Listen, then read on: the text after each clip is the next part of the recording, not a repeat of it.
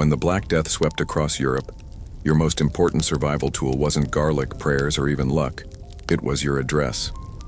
Where you lived could decide whether you saw another sunrise or became another name on a forgotten grave. Cities promised opportunity, culture, and trade. But in the age of plague, they also promised rats, filth, and death. Meanwhile, the countryside, though less glamorous, offered something priceless: distance. If you were in a bustling medieval city, London, Paris, Florence, you were already in danger. Crowded wooden homes, no plumbing, waste tossed into the streets, and animals wandering indoors turned cities into plague buffets. Close quarters meant one sneeze at the market could ripple through entire neighborhoods in days. Villages and farms were far from perfect, isolated, vulnerable to weather, and sometimes just plain dull, but they had fewer people, fewer rats, and fewer fleas. Living in a quiet hamlet where your nearest neighbor was 2 goats away dramatically improved your odds. Remote monasteries, especially strict orders like the Carthusians, were unexpectedly well suited for plague survival. Silence, isolation, and limited contact weren't designed to fight pandemics, but they worked like a medieval luxury lockdown. With prayer, gardens, and distance from cities, monks often outlived their urban counterparts. So in 1348, the smartest move wasn't chasing opportunity in a city. It was running for the hills, literally. But what about the clothes on your back? Could your fashion choices make you a walking flea hotel? In the 14th century, your wardrobe wasn't just a statement of wealth, it could be your death sentence. What you wore often decided whether you survived the Black Death or became another host for hungry fleas. The rich loved their velvet cloaks, fur trims, and long flowing sleeves. But during the plague, elegance was less about beauty and more about how many parasites you were inviting home. Nobles wrapped themselves in layers of heavy fabric, practically turning into flea hotels. The more fabric, the more space for infestations. Fleas didn't care if you were a duke or a peasant. If you wore fur-lined robes, you were prime real estate. Those who lived longer often chose simpler clothes: short tunics, tighter sleeves, and above all, linen. Fleas weren't fond of it, and fewer layers meant fewer hiding spots. Burning old clothes, even entire wardrobes, was another desperate but surprisingly effective measure. Perfumes, rosemary bundles, beaded necklaces, none of it stopped the plague. At best, strong smells offended people enough to keep them at a distance, which ironically improved survival. Armor, on the other hand, offered zero help. You couldn't sword-fight bacteria, though some knights tried.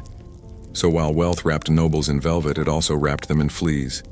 The humbler your outfit, the better your chances. But what about the ultimate medieval sin, bathing? Could soap and water really save your life in a world that feared it?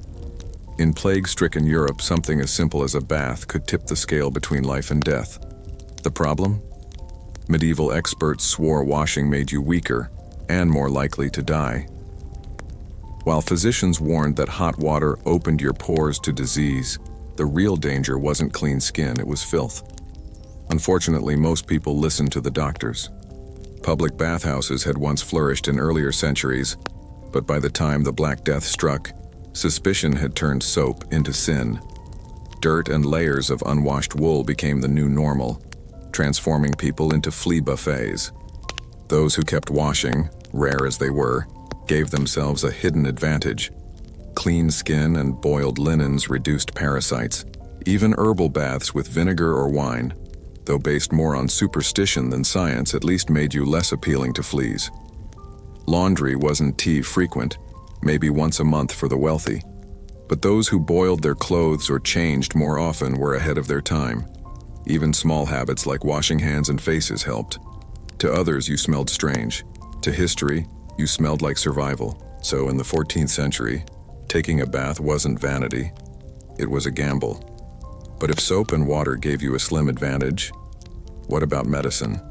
Could the doctors of the day save you? Or would they kill you faster? In the age of the Black Death, calling a doctor was often worse than the disease itself. Their cures could drain your wallet, your blood, and sometimes your life, faster than the plague ever could.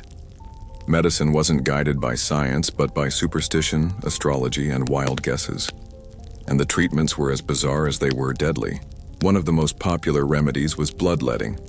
Doctors believed the body was ruled by four humors and illness came from imbalance. Their solution? Slice a vein or attach leeches until you were too weak to stand. The plague didn't need help killing you, but the doctor gave it anyway. People swallowed crushed emeralds, drank mercury, or rubbed onions, arsenic, and dead toads into their skin. Each recipe promised salvation but usually delivered poison. One cure was to sit between two fires to sweat out the plague. Many patients burned before they healed. The famous plague doctors in bird-like masks carried herbs and vinegar in their beaks, hoping the scent would purify the air. It didn't, but their eerie appearance terrified patients enough to believe something was being done. In truth, the mask saved no one. Ironically, those who avoided doctors often fared better. Staying away from bleeding, burning, or toxic drinks gave you a higher chance of survival than trusting the latest expert. Sometimes neglect was medicine. So while doctors drained blood and hope, survival often meant avoiding medicine altogether. But what about the work you did? Could your job decide whether you lived or died? In the 14th century, survival wasn't just about luck. It was also about your paycheck. Some jobs turned you into a plague magnet, while others quietly kept you alive. From traveling merchants to lonely shepherds, your work could decide whether you met the plague face to face or kept it at a safe distance. Messengers, traders, and merchants were doomed from the start. Constantly on the move, shaking hands and sleeping in crowded inns, they carried the plague across borders like medieval delivery drivers. Soldiers fared no better, marching shoulder to shoulder, sharing camps, and dragging the disease from battlefields to villages. Bakers, blacksmiths, and farmers who stayed put had an edge.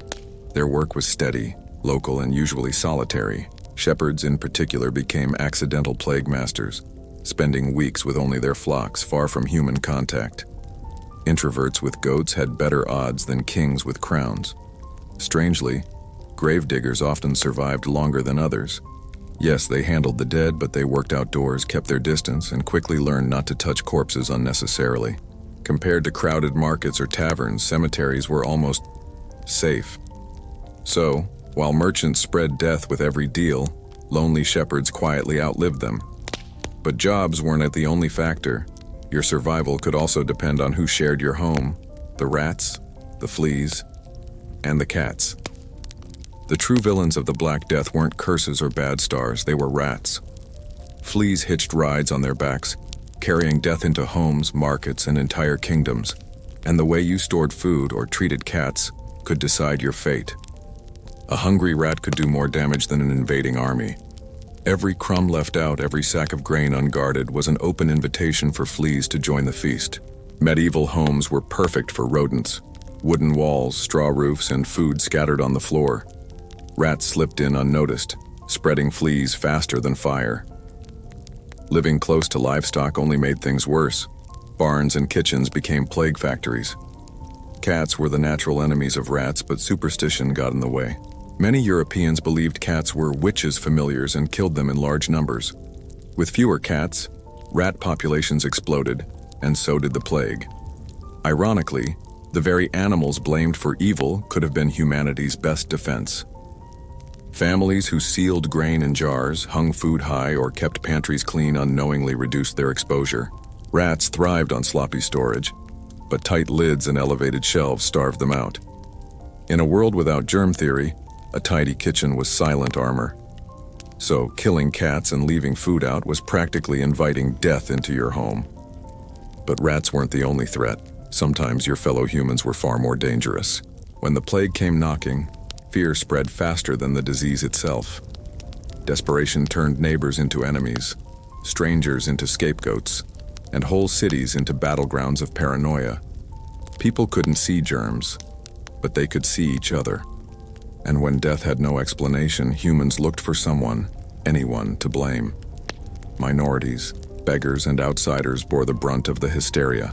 Rumors claimed Jews poisoned wells, witches cursed villages, and lepers spread disease by touch. Entire communities were massacred, not by the plague, but by their fellow humans. Fear shattered families. Parents abandoned children, husbands left wives, and priests fled their parishes. Some survivors confessed later that the worst part of the plague wasn't death itself, but the loneliness and betrayal it brought. Bands of zealots marched from town to town, whipping themselves bloody to atone for humanity's sins. Wherever they went, panic followed. Crowds swelled, riots broke out, and order dissolved. Fear wasn't just contagious, it was unstoppable. So, in plague-ridden Europe, survival wasn't only about avoiding fleas and rats, it meant surviving the mob. But what about the remedies people clung to in desperation? Could garlic, flowers, or charms really protect you from death? When medicine failed and priests had no answers, people turned to what they had left: garlic, flowers, and superstition. The plague was invisible, but maybe, just maybe, strong smells or holy charms could keep death at bay.